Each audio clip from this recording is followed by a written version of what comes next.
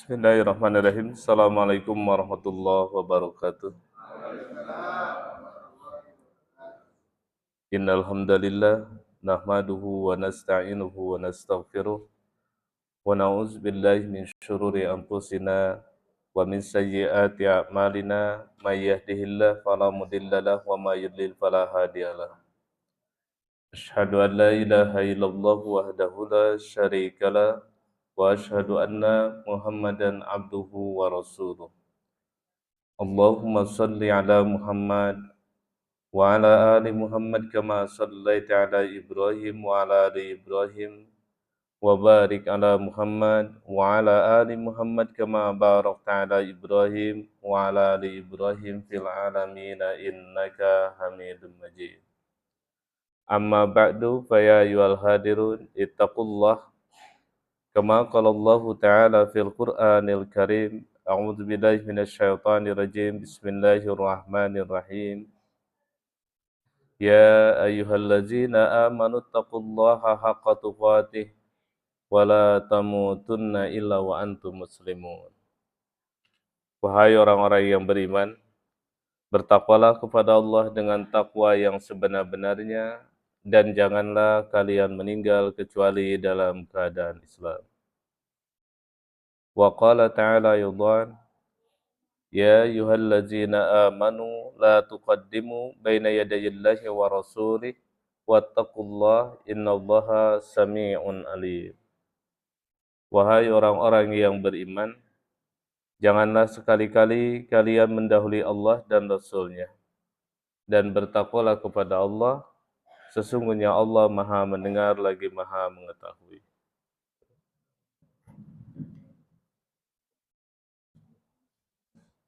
Bapak Ibu, saudara-saudara yang dirahmati Allah Subhanahu wa taala. Dalam kesempatan ini insya Allah kita akan ngaji yang mudah-mudahan dengan ngaji seperti ini satu di antara cara untuk menjemput kalau di dalam hadis-hadis Nabi SAW bahwa ternyata orang yang berilmu itu jauh lebih utama daripada seorang ahli ibadah. Ada hadis-hadis Nabi yang menjelaskan terkait dengan perumpamaan seperti itu. Bahkan ada satu riwayat hadis Nabi SAW. Terima kasih, insya Allah saya puasa ya.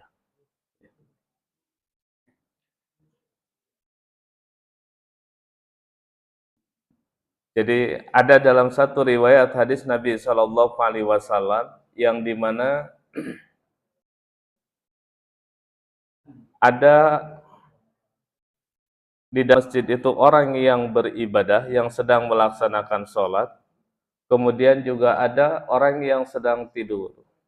Ternyata setan itu enggan masuk ke dalam masjid itu, takut bukan karena orang yang sedang sholat, tapi justru takut karena orang yang sedang tidur. Karena orang yang sedang tidur itu, dia adalah seorang yang berilmu.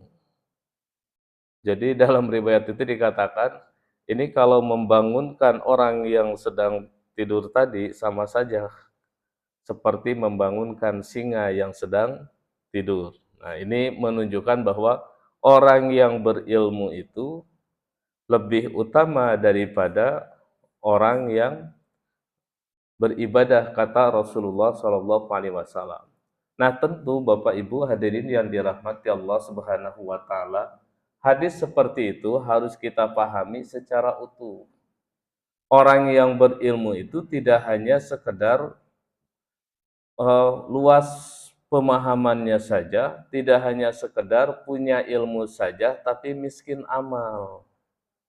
Tentu idealnya orang yang berilmu itu apa yang dia ketahui juga sekaligus mampu diamalkan di dalam kehidupan sehari-hari. Itulah yang dimaksud dengan orang-orang yang berilmu. Bahkan di dalam surat Fatir ayat yang ke-28 itu, innama yakhsyallaha min ibadihil ulama. Jadi sungguh orang-orang yang takut kepada Allah itu mereka adalah orang-orang yang berilmu.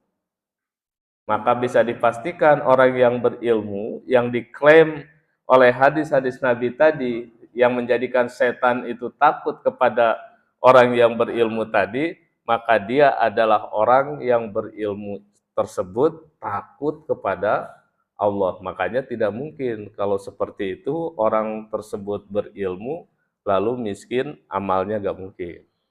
Sudah pasti. Makanya dalam hal ini, bisa dipastikan orang berilmu itu pasti beradab. Tapi orang beradab itu belum tentu berilmu. Mengapa demikian? Ini kadang kita ini ada ungkapan-ungkapan ya di dalam kehidupan sehari-hari yang perlu kita renungkan kebenaran ungkapan ini. Dan seakan-akan ungkapan ini merasa paling benar begitu. Ada pernyataan al-adab fauqal ilm. Adab itu di atas ilmu. Hal yang persis saya alami begitu ya. Bapak Ibu, kalau kita lewat, kalau orang Jawa terutama, kalau kita lewat berlalu di depan orang, pasti tangan kita ini kan menunjukkan bagaimana menunduk dan lain sebagainya. Nah ini kita lagi sholat. Kebetulan saya lagi sholat begitu. Kan kalau orang yang berilmu, maka tidak boleh berlalu di depan orang yang sedang sholat. Tapi barangkali karena beliau itu merasa sudah menunjukkan kesopanan, jadi dengan terus gitu bangsa karena merasa sudah sopan gitu, jalan berlalu di depan orang yang sedang sholat tadi. Sudah dihalangi pun merasa benar aja, terus aja malah neken gitu. Oh, berarti memang beliau sudah beradab tapi belum berilmu. Nah, makanya dalam kasus seperti ini coba, kira-kira kita ini kadang mendapati pernyataan-pernyataan al-adab fauqal ilmi, adab itu di atas ilmu, ini perlu kita renungkan. Jadi jangan langsung digeneralisir ya, karena memang ada kalanya nanti seperti kasus seperti itu, benar dia sudah beradab begitu, tapi dia tidak menunjukkan berilmu, bahkan salah. Karena kalau kita merujuk secara keilmuan, orang yang mau melewati orang yang sedang salat itu kan lebih baik menunggu 40. Ada yang menafsirkan 40 hari, bahkan ada yang menafsirkan atau memahami 40 tahun, saking tidak bolehnya. Nah, itulah Bapak Ibu hadirin yang dirahmati Allah Subhanahu wa taala, pentingnya berilmu. Nah, dalam kesempatan ini kita akan mencoba melihat bagaimana gambaran di dalam hadis-hadis Nabi Shallallahu alaihi wasallam maupun nanti petunjuk di dalam Al-Qur'an yang berhubungan dengan perbandingan antara orang yang bakhil dengan orang yang dermawan. Ini kita masuk di bulan Muharram, di bulan Syuro begitu. Biasanya bulan ini dijadikan sebagai satu di antara bagi sebagian kaum muslimin dorongan untuk berbagi, bersedekah.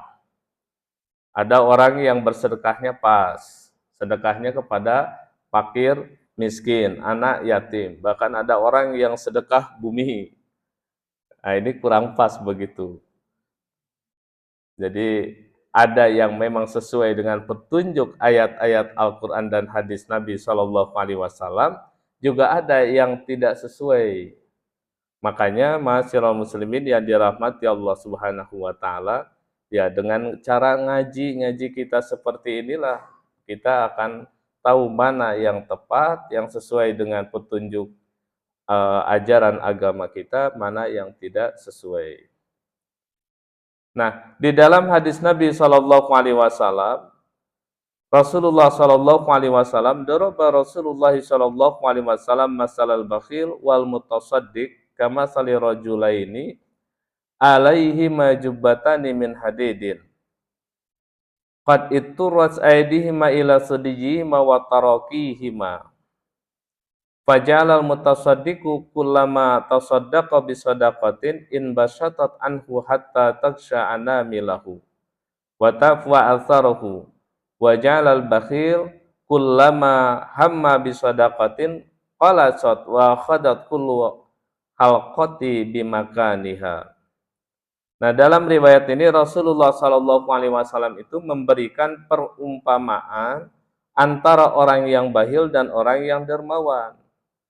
Bagaikan dua orang yang memakai jubah baju besi yang berat, bagian tangan ke dadanya dan tulang bahunya, maka yang dermawan itu tiap bersedekah makin melebar bajunya itu, sehingga dapat menutupi hingga ujung jari kakinya dan menutupi bekas-bekas kakinya. Sedang si bakhil jika ingin sedekah mengkerut dan tiap pergelangan makin seret dan tidak berubah dari tempatnya. Nah, ma'asyiral muslimin yang dirahmati Allah Subhanahu wa taala, ada tambahan dalam riwayat ini di mana qala Abu Hurairah fa ana ra'aitu Rasulullah sallallahu alaihi wasallam yaqul bi isba'ihi hakada fi jaibihi falau ra'aitahu yuwasi'uha wala tatawassa. Jadi Abu Hurairah berkata, saya telah melihat Nabi Shallallahu Alaihi Wasallam ketika mencontohkan dengan tangannya keadaan bajunya, dan andaikan ia ingin meluaskannya tidak dapat.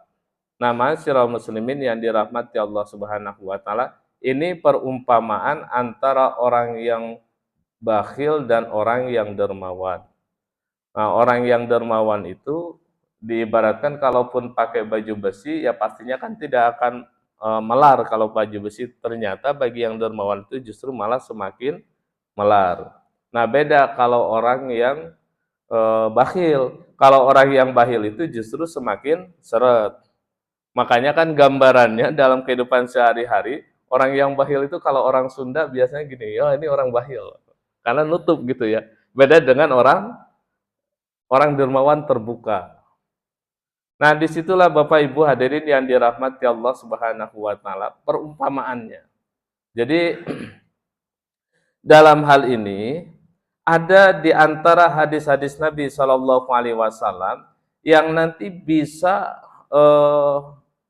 istilahnya menghancurkan sifat tabiat kebakhilan yang ada pada diri kita. Karena pada dasarnya sebenarnya kita ini bakhil semuanya. Nanti petunjuk ayat Al-Quran, manusia itu asalnya itu tabiatnya bakhil. Jadi kalau ada orang terbebas dari sifat bakhil, maka dia adalah orang yang beruntung. Nah, disitulah nanti ada hadis-hadis Nabi Shallallahu Alaihi Wasallam yang memberikan semangat kepada kita agar kita ini terbebas dari sifat tabiat bakhil tadi. Di antaranya kita lihat ada hadis Nabi Shallallahu Alaihi Wasallam di mana kata Rasulullah Shallallahu Alaihi Wasallam, "Ma min yaumin yusbihul ibad bihi illa malakani yanzilani fayaqulu ahaduhuma Allahumma a'ti munfiqan khalafan wa yaqulul akhar Allahumma a'ti mumsikan talafan." Jadi tidak ada suatu hari pun ketika seorang hamba itu melewati subuhnya, paginya, kecuali akan turun dua malaikat kepadanya, lalu salah satunya berkata, "Ya Allah, berikanlah pengganti bagi siapa yang menafkahkan hartanya." Sedangkan yang satunya lagi berkata, "Ya Allah, berikan kehancuran atau kebinasaan kepada orang yang menahan hartanya."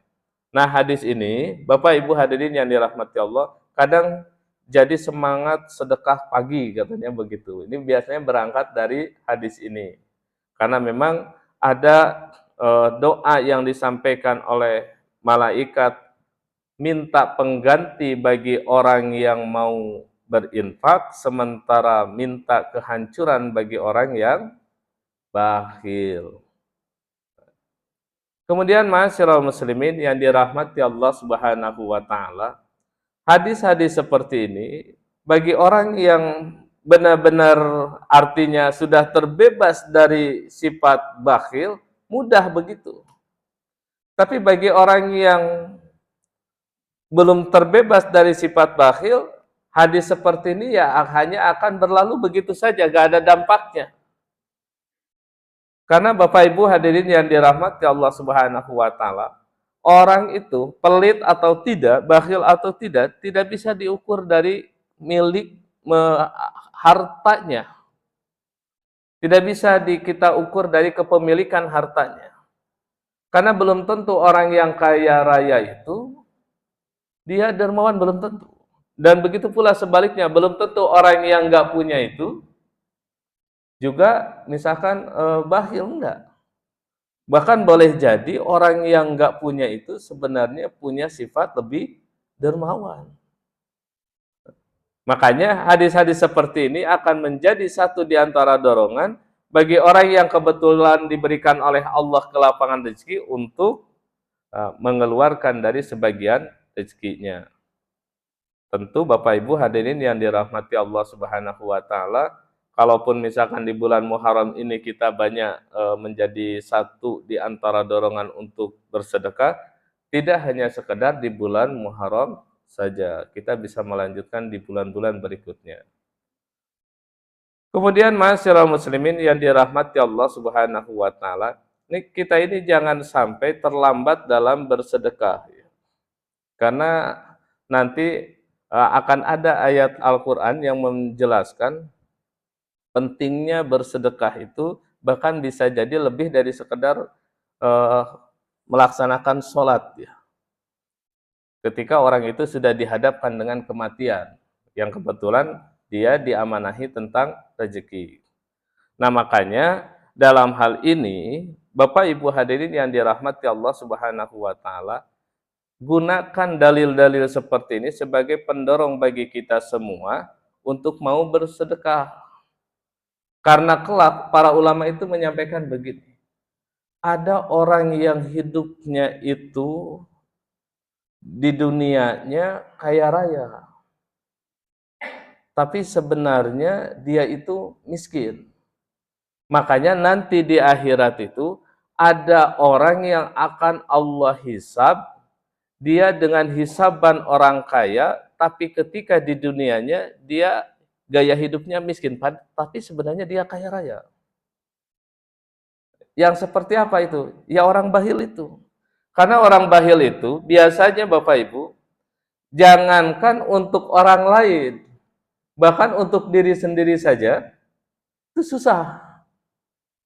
Untuk diri sendiri saja. Karena mereka lebih kepada bagaimana harta itu dikumpulkan. Ini ada satu barangkali nyata ya dalam kehidupan kita. Ada seorang, dia juragan sapi Bapak Ibu. Juragan sapi, tanahnya itu tiap punya uang beli tanah. Punya uang beli tanah. Tapi Masya Allah di rumahnya saja, mohon maaf, sekedar tempat buang air saja itu gak punya karena digabungkan dengan kandang sapi. Jadi sampai-sampai dia itu anaknya anak mantunya yang cerita, sampai-sampai beliau itu mau buang air saja numpang ke pom bensin karena kebetulan dekat rumahnya dengan pom bensin, padahal hartanya banyak. Nah, orang seperti inilah yang digambarkan oleh para ulama itu, dia sebenarnya nanti hidupnya itu sebenarnya miskin, tapi kelak di akhirat akan dihisab dengan hisaban orang kaya. Nah, oleh sebab itu, jangan terlambat kata Rasulullah SAW ketika ini kita mau bersedekah. Kenapa? Karena begini gambaran hadis Nabi SAW. Sami'tu Nabi sallallahu alaihi wasallam yaqul tasaddaqu fa innahu ya'ti 'alaikum zamanun yamshi ar-rajulu bi shadaqatihi fala yajidu man yaqbaluha yaqulu ar-rajulu law ji'ta biha bil amsi laqabiltuha fa ammal yauma fala hajata li biha. Jadi bersedekahlah kalian karena nanti akan datang kepada kalian satu zaman yang ketika itu seseorang berkeliling dengan membawa sedekahnya, namun dia tidak dapat mendapatkan seorang pun yang menerimanya. Lalu seorang berkata, seandainya kamu datang membawanya kemarin, pasti aku akan terima. Adapun hari ini aku tidak membutuhkannya lagi. Ini satu zaman yang pasti akan dialami oleh kehidupan umat manusia. Jadi orang itu susah untuk memberikan sedekah. Kalau sekarang masih banyak Bapak Ibu, tapi nanti akan ada satu kesempatan bahwa kehidupan umat manusia itu sebenarnya kalau lihat dari hadis ini, semakin hari semakin mendekati hari kiamat itu, maka secara ekonomi itu semakin bagus. Bahkan sedekahnya saja nanti kalau kita lihat hadis yang lain, bukan sedekah yang sembarang ya.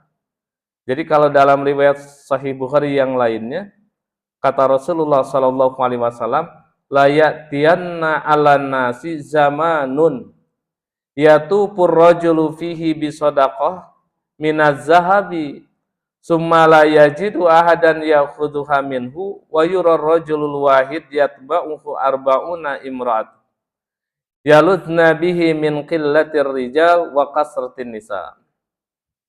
Jadi kata Rasulullah Shallallahu Alaihi Wasallam, pasti akan datang pada manusia satu zaman yang ketika seseorang berkeliling bersedekah, mas, jadi bukan lagi uang recehan, bukan. Sedekahnya itu sedekah mas. Lalu ia tidak mendapati seorang yang mau menerimanya lagi. Lalu akan terlihat satu orang laki-laki akan diikuti oleh 40 orang perempuan yang mereka mencari kepuasan dengannya karena sedikitnya jumlah laki-laki dan banyaknya jumlah wanita atau perempuan. Nah, ini hadis-hadis ini Bapak Ibu hadirin yang dirahmati Allah Subhanahu wa taala, hadis-hadis yang menunjukkan satu gambaran kepastian kehidupan umat manusia bahwa memang manusia itu hidupnya secara ekonomi nanti akan semakin baik. Makanya ma'asyiral muslimin yang dirahmati Allah Subhanahu wa taala, di dalam riwayat ini tambahan sebagai satu tambahan dari hadis Nabi sallallahu alaihi wasallam, la taqumus saa'ah hatta yuksiru fikumul almal fayafidu hatta yuhibma rabbal mal man yaqulu sadaqata wa hatta ya'ridahu fayaqulu alladhi ya'riduhu alaihi la arabani. Jadi tidak akan terjadi hari kiamat sehingga terjadi pada kalian harta yang banyak melimpah, kemudian timbul kekacauan. Saat itu pemilik harta berharap ada orang yang mau menerima sedekahnya, dan hingga dia menawar-nawarkannya, lalu berkata orang yang ditawarkan, aku tidak membutuhkannya. Nah Bapak Ibu hadirin yang dirahmati Allah Subhanahu wa taala, hadis-hadis seperti ini sebenarnya akan menjadi satu motivasi pula bagi kita bahwa hidup itu jangan takut kalau urusan harta, karena pasti orang itu akan semakin kaya. Jangan takut. Gak usah jauh-jauh ya. Kalau kita mau melakukan sensus saja Bapak Ibu, bagaimana kriteria orang miskin begitu, orang yang gak punya. Bandingkan saja, gak usah jauh-jauh. Mungkin tahun 90-an dengan tahun sekarang. Tahun 90-an Bapak Ibu, yang punya kendaraan itu barangkali masih jarang lah begitu. Tapi sekarang sudah banyak. Apalagi kalau kita bandingkan dengan tahun yang lebih jauh lagi, tahun 70-an. Barangkali satu desa cuma satu orang yang punya sepeda motor. Tahun 70-an, baru berapa tahun kan itu, 50 tahun ya. Sampai-sampai kata, kalau paman saya bilang kan, ke tahun 70-an itu, kalau ada sepeda motor berlalu itu, asapnya itu kan masih 2 tak ya Pak. Sampai-sampai katanya itu diikuti. Dicium katanya asapnya itu, karena tahun itu kalau lihat sepeda motor itu satu hal yang sangat berharga sekali. Nah sekarang, hampir tiap rumah punya sepeda motor. Tahun 2000 barangkali Bapak Ibu, tahun 2000 itu orang pegang handphone hanya orang-orang menengah ke atas. Belum tentu orang yang nggak punya itu pegang handphone. Sekarang, hampir tiap rumah punya handphone. Makanya dalam kondisi seperti ini, ibadah-ibadah yang nanti ada hubungannya dengan harta itu perlu kita pertimbangkan kembali cara-cara dalam beberapa hal, misalkan eh, seperti karena kriteria orang miskinnya itu juga sudah berubah, maka seperti misalkan zakat fitrah saja Bapak Ibu. Zakat fitrah itu kalau di hadis-hadis Nabi Shallallahu Alaihi Wasallam, maka kata Rasulullah Shallallahu Alaihi Wasallam, beliau mengungkapkan zakat fitrah itu menggunakan makanan pokok. Mengapa? Karena zakat fitrah itu akan diberikan khusus kepada fakir miskin yang pada hari itu dia tidak punya makanan di zaman Nabi. Makanya di zaman Nabi Shallallahu Alaihi Wasallam ketika mau memberikan zakat fitrah tuh lihat, oh ini nggak punya, dikasihkan. Itu kriterianya itu karena tidak punya makanan. Lah sekarang kalau kita pakai hadis itu digunakan di zaman sekarang, Bapak Ibu yang jadi amil barangkali bingung. Pas mau ngasihkan ke rumah orang, lah di mejanya sudah banyak kue begitu. Karena memang kebutuhannya sudah beda. Bahkan boleh jadi beras yang kita kasihkan kepada orang tersebut dijual lagi. Karena yang dibutuhkan bukan beras, tapi uang. Makanya wajar kalau dengan demikian, ulama mazhab saja seperti Imam Asy-Syafi'i boleh menggantinya dengan uang karena kebutuhannya bukan lagi beras. Nah, ini satu kesempatan nanti, makanya Rasulullah Shallallahu Alaihi Wasallam mengajarkan kepada kita, ayo segera bersedekah, ayo segera bersedekah. Jangan tunggu nanti ketika orang itu mau bersedekah, orang udah gak ada lagi yang mau menerima sedekah kita. Jangankan sedekah beras, kalau sekarang bawa beras masih banyak yang menerima, saya yakin. Orang sedekah emas nanti itu gak ada yang mau terima. Kalau sekarang coba misalkan ya bapak-bapak bawa emas ya, bawa ke belakang aja, saya yakin banyak ibu-ibu yang terima gitu. Tapi nanti itu sulit. Nah, inilah satu kondisi Bapak Ibu hadirin yang dirahmati Allah Subhanahu wa taala. Makanya kan di dalam ayat Al-Qur'an jangan kita nunggu ketika ajal sudah mendekati kita, ajal sudah menjemput kita.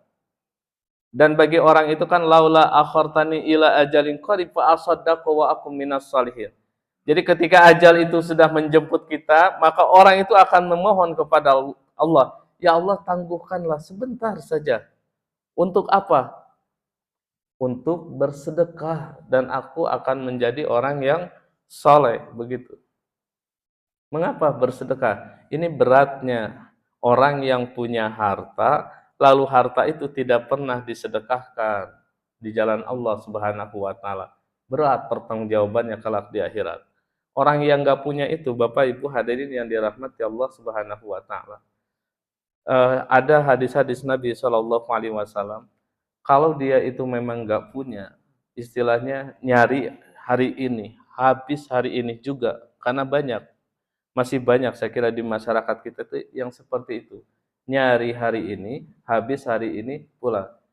Orang-orang seperti ini, yang penting terjaga ibadah-ibadah yang wajibnya saja, itu sudah ada jaminan mudah untuk masuk ke dalam surga Allah.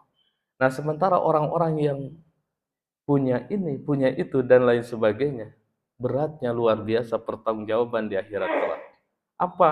Harta yang dimiliki. Luar biasa berat.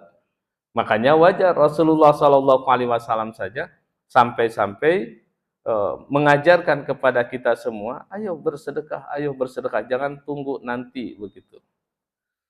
Kemudian ma'asyiral muslimin yang dirahmati Allah Subhanahu wa taala. Ada ayat-ayat Al-Qur'an yang menjadi satu dorongan. Termasuk dalam hal ini, orang yang mudah berinfak itu, ini satu di antara kriteria dari orang-orang yang bertakwa kepada Allah Subhanahu wa taala. Di surat Ali Imran mulai ayat 133 sampai 134, wasari'u ila maghfiratin mir rabbikum wa jannatin ardhas samawati wal ard u'izzat lil muttaqin alladzina yunfikuna fis sarra'i wad dharra'i wal kadhiminal ghaidh wal 'afina 'anil nas wallahu yuhibbul muhsinin. Dan bersegeralah kalian kepada ampunan dari Allah dan kepada surga yang luasnya, seluas langit dan bumi yang disediakan untuk orang-orang yang bertakwa, yaitu orang-orang yang menafkahkan hartanya baik di waktu lapang maupun sempit, dan orang-orang yang menahan amarahnya dan memaafkan kesalahan orang lain, Allah menyukai orang-orang yang berbuat kebajikan. Bapak Ibu hadirin yang dirahmati Allah Subhanahu wa taala. Orang yang mudah berinfak, mengeluarkan hartanya, baik itu dalam keadaan dia sedang lapang atau juga dalam keadaan sempit. Kok bisa? Karena nanti ada ayat Al-Qur'an, Allah memerintahkan wa man qudira alaihi rizquhu falyumfik mimma atahullah. Jadi justru kalau ada orang yang disempitkan hartanya oleh Allah, maka berinfaklah. Karena dengan cara berinfak itulah Allah akan memberikan jalan keluar. Allah akan berikan kemudahan-kemudahan. Nah, berinfak untuk siapa? Paling tidak niatkan ketika kita ini mau menggunakan untuk keluarga, terutama misalkan, ya niatkan itu sebagai satu di antara cara kita berinfaknya. Nah, tentu lebih baik lagi kalau misalkan kita kebetulan keluarga ada, lalu juga kita tidak menahan-nahan terkait dengan harta. Berikan sebagian kepada yang lain. Kemudian ma'asyiral muslimin yang dirahmati Allah Subhanahu wa taala. Ada ayat-ayat yang menjadi dorongan kepada kita semua untuk mau bersedekah. Nah, seperti di surat Al-Hadid ayat yang ke-7. Aminu billahi wa rasulihi wa anfiqu mimma ja'alakum mustakhlafina fi. Falladzina amanu minkum wa anfaqu lahum ajrun kabir. Jadi berimanlah kalian kepada Allah dan Rasul-Nya dan nafkahkanlah sebagian dari harta kalian yang Allah telah menjadikan kalian menguasainya. Maka orang-orang yang beriman di antara kalian dan menafkahkan sebagian dari hartanya memperoleh pahala yang besar. Jadi sudah pasti orang yang berinfak itu akan mendapatkan pahala yang besar. Di surat Al-Hadid ayat yang ke-8 18, orang yang berinfak itu Allah akan melipat gandakan. Jadi Allah akan melipat gandakan balasannya kepada orang-orang seperti itu. Bahkan kalau kita lihat di surat Al-Baqarah ayat 261, ini kan 1 bisa menjadi 700. Tapi ya jangan dihitung-hitung secara kalkulator duniawi ya Bapak Ibu.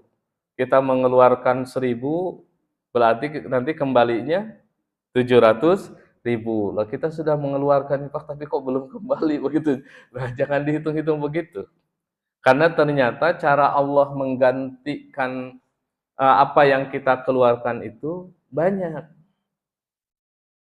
Bahkan lebih dari itu, coba saja terutama kesehatan kita, keberkahan rezeki kita. Itu adalah satu hal anugerah yang sangat-sangat mahal yang Allah berikan kepada kita. Toh orang tuh kalau sudah sakit kan mengeluarkan berapapun, banyak orang yang pelit sekalipun kalau sudah sakit akhirnya terpaksa mengeluarkan uang. Nah, sementara yang sehat itu adalah cara Allah mengganti dari apa yang sudah kita keluarkan. Bapak Ibu hadirin yang dirahmati Allah Subhanahu wa taala. Allah pun mengingatkan kita bahwa apa yang ada dalam harta kita ini, wa fi amwalihim haqqul lisaili wal mahrum. Di dalam harta kita itu ada hak-hak baik bagi orang yang meminta-minta, orang miskin yang meminta-minta, termasuk juga bagi orang miskin yang tidak meminta. Nah, ayat ini senada dengan surat Al-Ma'arij ayat yang ke-19 sampai 25. Di mana di dalam ayat ini, innal insana khuliqa halu'a, idza massahu syarru jazua, wa idza massahul khairu manu'a, illal musallin, alladzina hum ala salatihim daimun, walladzina fi amwalihim haqqum ma'lum lis-sa'ili wal mahrum. Sesungguhnya manusia itu diciptakan bersifat keluh kesah lagi kikir. Nah, ini tabiatnya manusia itu begitu Bapak Ibu. Apabila ditimpa kesusahan, ia berkeluh kesah. Apabila mendapat kebaikan, ia amat kikir. Kecuali orang yang mengerjakan sholat, yang mereka tetap mengerjakan sholatnya, dan orang-orang yang dalam hartanya tersedia bagian tertentu bagi orang miskin yang meminta dan orang yang tidak mempunyai apa-apa atau yang tidak mau meminta. Ini sifat manusia. Tidak usah jauh-jauh lah saya kira Bapak Ibu. Kita dalam kehidupan sehari-hari saja kalau yang kebetulan misalkan jualan, kalau pas lagi banyak pembeli diem. Tapi kalau pas kebetulan, loh kok pada kemana yang beli itu pasti rame, berkeluh kesah. Ini sifat manusia. Padahal ya itulah manusia, begitu asalnya. Makanya kikir itu sebenarnya sifat tabiat manusia. Dan orang yang terbebas dari kikir itu satu hal yang luar biasa. Nah, Allah memberikan peringatan-peringatan seperti ini untuk apa Bapak Ibu? Agar kita itu terbebas dari sifat yang melekat kepada kita. Makanya seperti tadi ayat yang sudah kami sampaikan di ayat surat Al-Munafikun ayat yang ke-10, Allah memerintahkan wa anfiqu mimma razaqnakum min qabli ayyatiya ahadakumul maut fayaqula rabbi laula akhartani ila ajalin qarib fa asaddaqa wa akum minas salihin. Jadi infakkanlah dari sebagian apa yang kami rezekikan kepada kalian sebelum datang ajal kepada kalian, sebelum datang kematian pada kalian. Lalu nanti akan berkata, ya Allah tangguhkanlah. Mengapa engkau tidak tangguhkan sampai waktu yang dekat saja kematianku, yang menyebabkan aku dapat bersedekah dan aku termasuk orang-orang yang soleh. Nah, ma'asyiral muslimin yang dirahmati Allah Subhanahu wa taala. Ungkapan-ungkapan pernyataan-pernyataan seperti ini kan disampaikan karena apa? Penyesalan yang luar biasa yang di dunianya sudah Allah berikan harta kekayaan, tapi ternyata tidak segera diinfakkan. Kita ini kan punya apapun itu di dunia, ini hanya sekedar ya nanti kalau sudah meninggal tidak ada yang dibawa. Saya kira banyak pelajaran-pelajaran, bahkan boleh jadi orang yang berani serobot ambil hak orang dan lain sebagainya. Sudah meninggal gak dibawa. Sudah meninggal itu.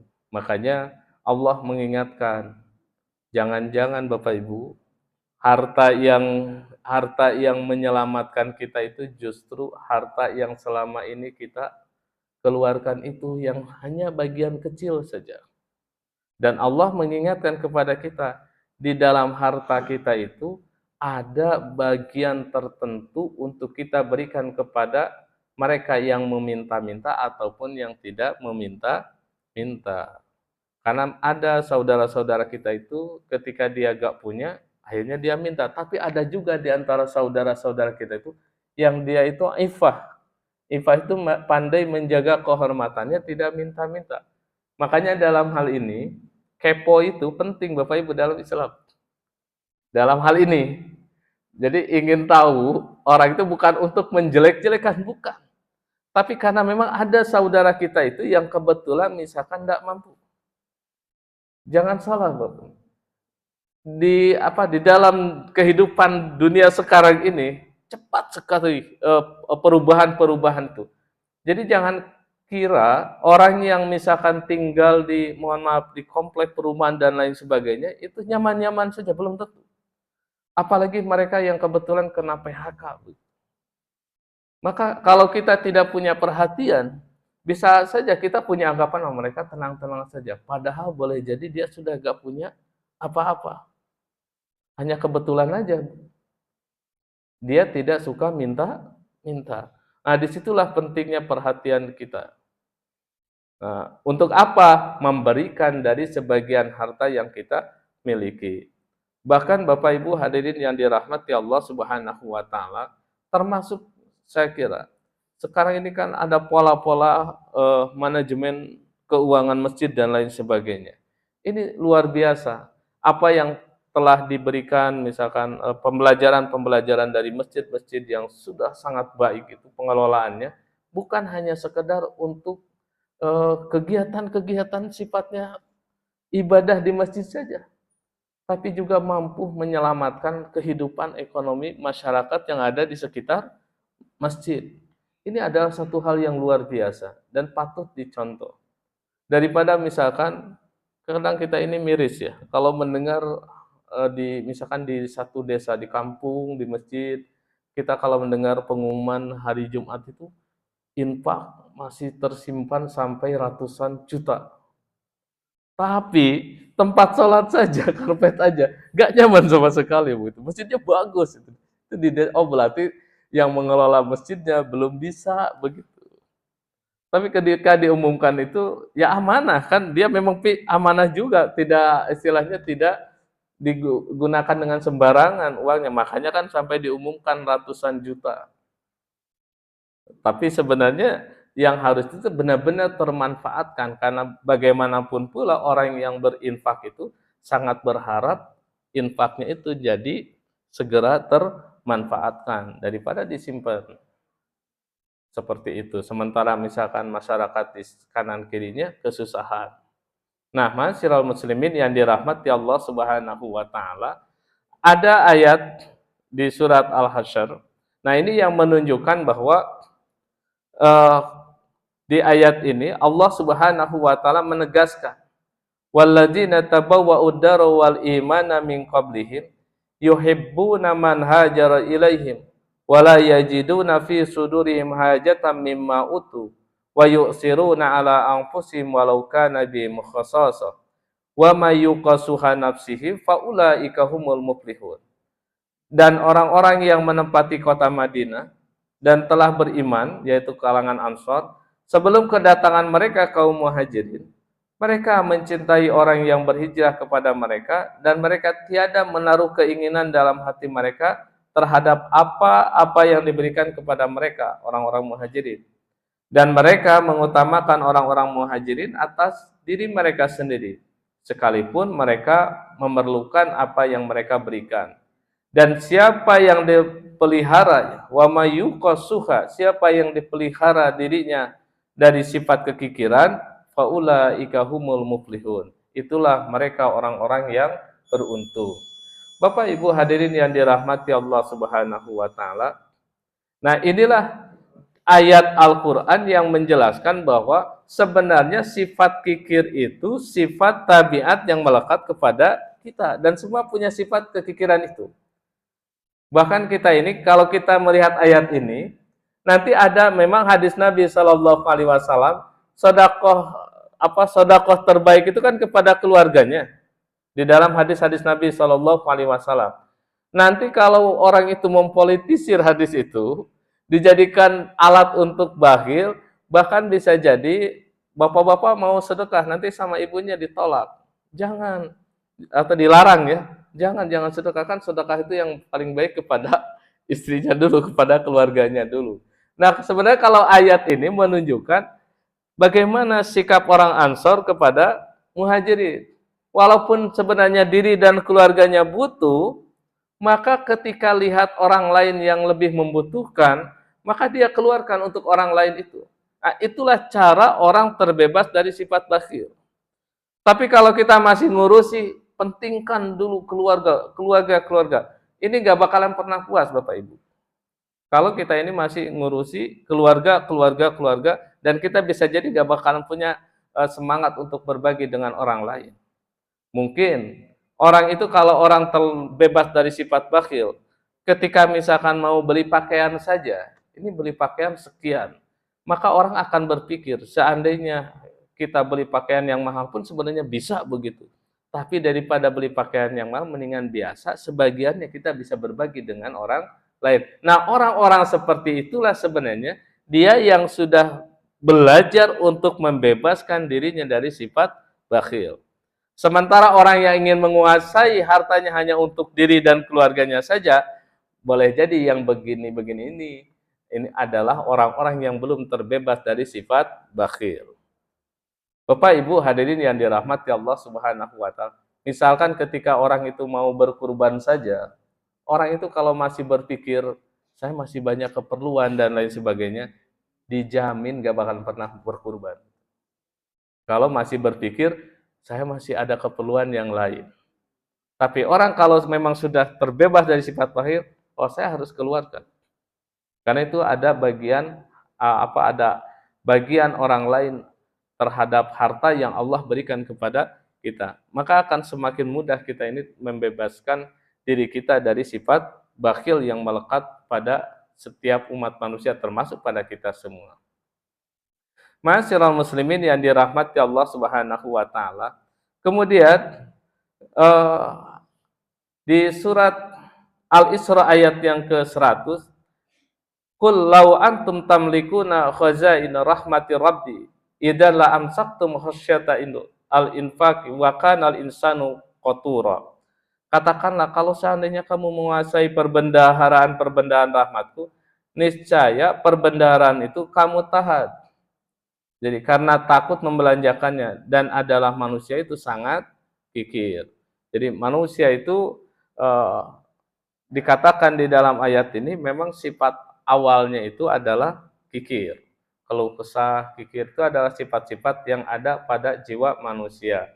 Karena memang manusia itu ketika Allah menciptakannya fa'alhamaha fujuraha wa taqwaha. Jadi Allah sudah mengilhamkan pada jiwa kita ini sifat jelek, fujur, juga sifat takwa. Nah, sifat fujur itu diantaranya bakhil atau kikir, keluh kesah, serakah, dan lain sebagainya. Itu ada pada kita semua. Hanya kenapa kok ada orang yang pandai mengendalikan? Nah, dia yang pandai mengendalikan itulah sebenarnya dia adalah orang-orang yang beruntung. Sementara dia yang tidak bisa mengendalikan, itu hakikatnya dia itu adalah orang-orang yang rugi. Jadi walaupun misalkan dia banyak harta dan lain sebagainya, sudah kalau misalkan dia nggak bisa berbagi dengan orang lain itu, dia tidak bisa itu dengan kekayaannya itu dikatakan sebagai orang yang beruntung. Bahkan belum tentu orang banyak harta itu dia bahagia pun belum tentu. Karena Allah lagi-lagi kebahagiaan itu kadang muncul dari hal-hal yang sifatnya sederhana sekali begitu. Terutama bagi orang yang sudah terbebas dari sifat bakhil, ada satu ungkapan bahagia kalau sudah bisa berbagi dengan orang lain. Nah, ini adalah satu ungkapan bagi mereka yang sudah terbebas dari sifat bakhil. Bapak Ibu hadirin yang dirahmati Allah Subhanahu wa taala, bahkan Allah pun mengingatkan kepada kita ya, alladzina yabkhaluna wa ya'muruna an-nasa bil bukhli wa yaktumuna ma atahumullahu min fadli wa atadna lil kafirina adzaban muhina. Jadi orang-orang yang kikir dan orang-orang yang menyuruh orang lain berbuat kikir dan menyembunyikan karunia Allah yang telah diberikannya kepada mereka, dan kami telah menyediakan untuk orang-orang kafir siksaan yang menghinakan. Nah, ini makanya ayat ini sebenarnya jangan-jangan begitu kita ini secara tidak langsung ada dalam kehidupan kita pun yang suka ngajarkan orang lain untuk bakhil. Gak usah dikasihkan, kan kita juga masih butuh. Nah, ini seperti ini sebenarnya pernyataan yang mengajarkan kepada kita, juga mengajarkan kepada orang lain bersifat bakhil. Tapi kalau orang yang sudah terbebas, sudah kasihkan aja gak apa-apa. Berikan saja begitu. Nanti insya Allah diganti oleh Allah. Nah, ini berarti orang begini sudah terbebas dari sifat bakhil. Dalam kehidupan kita, ada dua orang ini. Dan Allah mengingatkan kita. Ada orang yang bakhil sekaligus menyuruh orang untuk berbuat bakhil. Makanya orang itu kalau dia misalkan punya harta kekayaan, tapi hanya untuk diri dan keluarganya saja, punya apa-apa itu hanya untuk barangkali tontonan orang lain saja. Yang seperti inilah yang barangkali diingatkan oleh Allah Subhanahu wa taala dengan ayat-ayat seperti ini. Ingat, ada siksaan yang menghinakan kelak. Makanya kan berat sekali dengan kepemilikan harta kekayaan itu. Ma'asyiral muslimin yang dirahmati Allah Subhanahu wa taala. Barangkali ini dulu ngaji kita dalam kesempatan ini, kurang lebihnya saya mohon maaf yang sebesar-besarnya.